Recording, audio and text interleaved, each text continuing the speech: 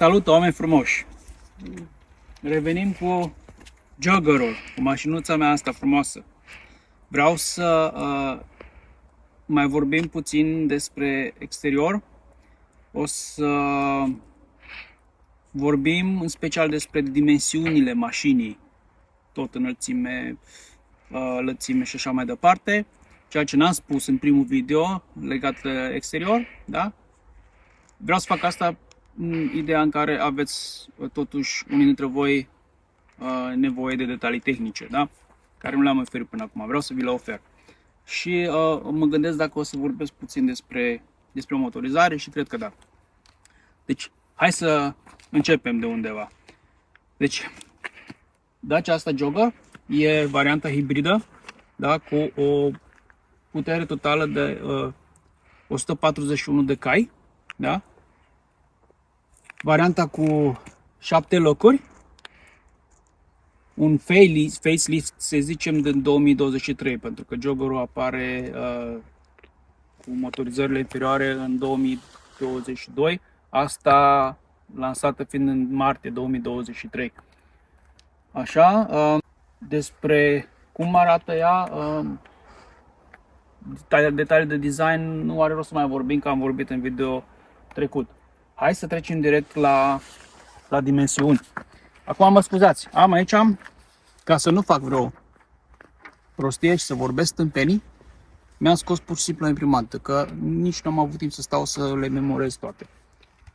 Și atunci o să vorbim, de exemplu, despre lungimea mașinii. E o mașină lungă, nu relativ lungă, e o mașină lungă, chiar lungă. Are o lungime totală de 4547 de mm, deci 4 metri, 54,7 cm lungime, față până în spate. Și după aia avem așa, lățime de 1848 de mm, fără oglinzi, când sunt oglinzile rabatate. Și mai câștigăm, mai adăugăm câțiva milimetri la lățime, cu oglinzile nerabatate, și atunci are 2007 mm, adică 2 metri și 7 mm, 2 metri, că 7 mm nu se simt. Așa, o înălțime de 1 metru 67,4, deci la 1,68 ar trebui să fie, cred că în punctul ăsta e înalt, cam cât mine. Acum voi o să vedeți în video.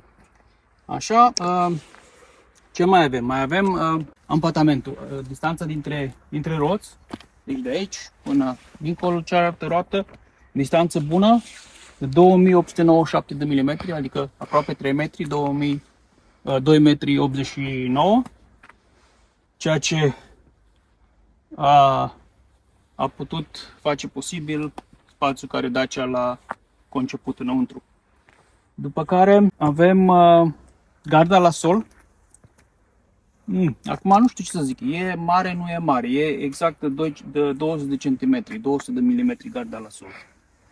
Așa e suficient, pentru că la urmă urmei nu e o mașină de off-road, e o mașină normală, puțin ridicată față de alte mașini și arată bine. În rest, ce să vă mai spun despre exterior? Nu vreau să uit, între timp mi-am achiziționat capacele astea de plastic pentru roțile de iarnă. Din păcate e cu sigla veche de la Dacia și din păcate le-am și zgâriat deja. Sincer să fiu, habar n-am cum am reușit lucrul ăsta. Da, ce vreau să vă mai spun, aici avem pe față, probabil deja v-ați dat seama, frână pe discuri cu etrieri normal, da? Dublu cu aerisire, cu răcire, și iar pe spate avem deocamdată, adică încă doar tamburi de frânare, da? Nu știu, acum la drum așa nu am simțit vreo problemă, că sunt doar tamburi. Ce vreau să vă mai spun, în cazul în care vă decideți să vă montați cârlig de tractare la ea, ceea ce eu nu am, da? Cârlig de remorcare, puteți să tractați cu modelul ăsta, hibrid, o remorcă cu o încărcătură maximă de 750 de kg, în cazul în care remorca are frânare proprie, sau o încărcătură maximă de 730 de kg, în care remorca nu are frâne și aveți doar frânele de la mașină. Da, cam asta e și despre frânare și în rest, haideți mai departe. Deschid capota motorului. Acum, noi toți când vreți să deschidem capota unui motor, căutăm o pârghie de care să tragem în sus ca să deblocăm. La asta e invers. Da? Ai aici o tătă pârghiuță pe care trebuie să apeși în jos. Da. Și după aia tot în sus. Din păcate, trebuie să o țin. Nu are, de data asta, Dacia n-a mai pus telescope la capotă. Și atunci avem bățul ăsta clasic. Dar, ce să zic, da, asta e și la mașini mai scumpe. Uite ce frumos și nou e aici. Deci hai să vorbim un pic despre motor. Ce nu avem mare lucru scris. Avem, bineînțeles, un motor termic pe benzină și un motor electric. De fapt, sunt două motoare electrice. Unul mare aici și mai este unul mic care are rol de dinam și de starter, cum ar veni. În fine, avem așa, o putere totală, cum am spus, la motor de 141 de cai, dintre care motorul termic pe benzină, în 4 cilindri, în linie, da? Cu injecție multipunct, fără turbo, cu o putere totală de 94 de cai, la 5600 de rotații pe minut. Atinge puterea maximă de care dispune și are o cilindreie de 1598 de centimetri cubi. Deci 1,6 trecut în acte. Așa. Și e un motor aspirat natural. Da? Probabil că de asta și are consumul relativ măricel, doar el. Și pe lângă asta, deci, dincolo de cei 94 de cai care primim de la motorul termic, avem motorul electric, un motor relativ mic, așa, de 48 de cai. E micuț, da? Cu 205 Nm, deci 205 Nm și care este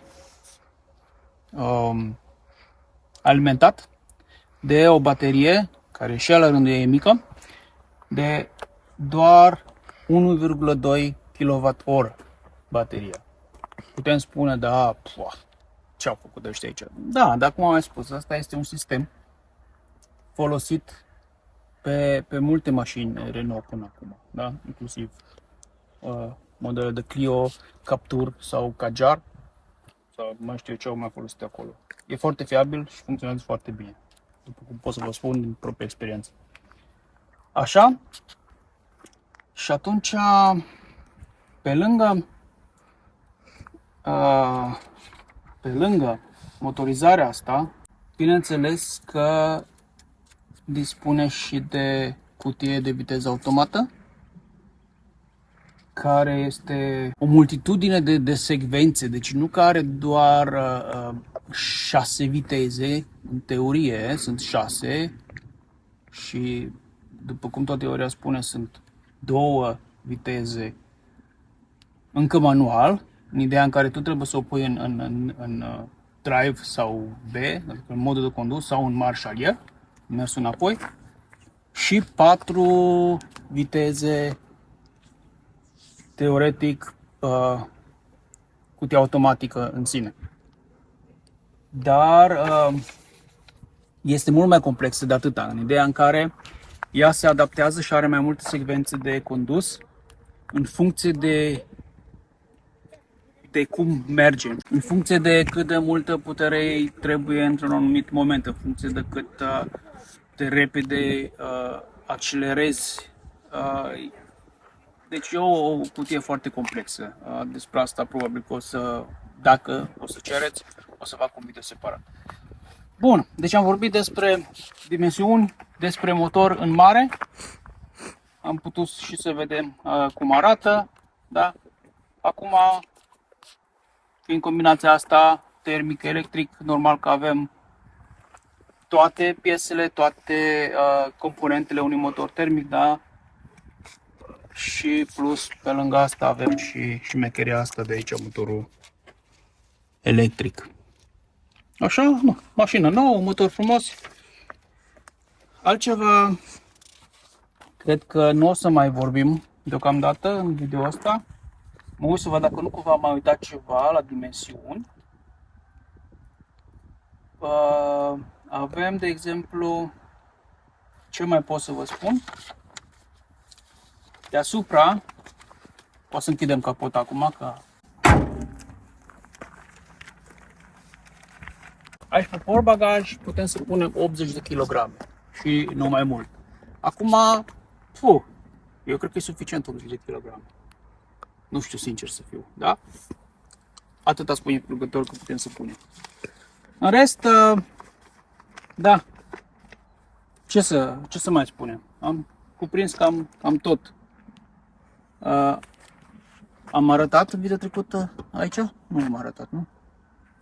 Bun, ce aș putea să vă mai arăt este aici capacul rezervorului.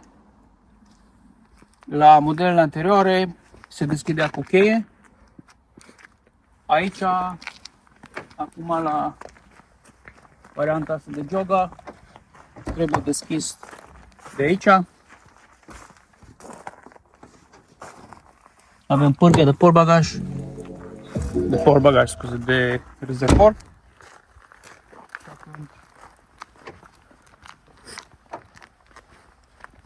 Deci se deschide automat o ștufă. Deci pur și simplu se rotește. Avem un cărlig aici în care se agață. Avem o linie de siguranță aici și putem să alimentăm cu benzină E5, E10 de 95 sau 98. Atât, nu altceva.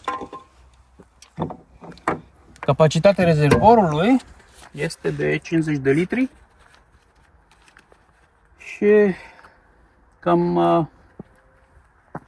atât am vrut să vă mai arăt. Deci în special am vrut să mă axez pe dimensiunile mașinii, ca să vă dați seama cam cât e de mare. Pentru că nu e o mașină mică, dar nici o mașină foarte, foarte mare. Bun. Încă o dată.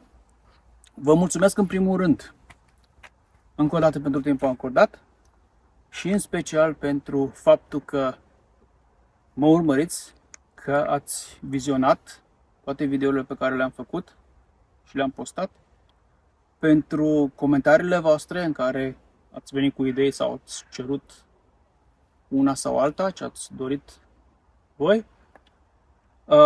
Cum ați văzut, am reușit să încep să pun și subtitrare în engleză. Asta vom face și la video actual și la cele care vor urma.